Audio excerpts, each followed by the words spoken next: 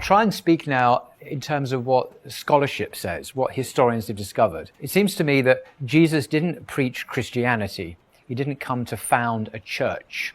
For example, none of the Gospels, apart from one, speak of Jesus talking about a church at all. The earliest Gospels don't have Jesus speaking of a church at all. And he doesn't preach Christianity.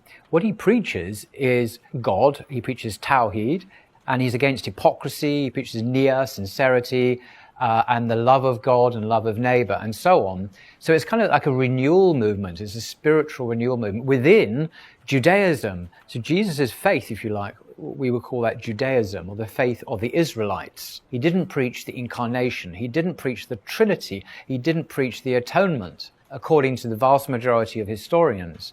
The problem for Christianity is the idea that God became a man in Jesus. This is a late idea. It's not there in Jesus' ministry. It's only found actually in the Gospel of John.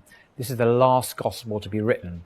In the earlier Gospels of Matthew, Mark, and Luke, Mark's the earliest, there's no incarnation at all. And that's the least historical Gospel of all, and that's the Gospel of John.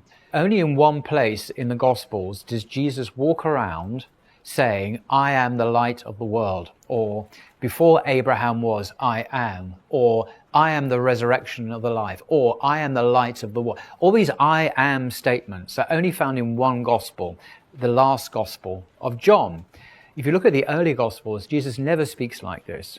He speaks about God. He speaks about repentance. God is someone other than Jesus.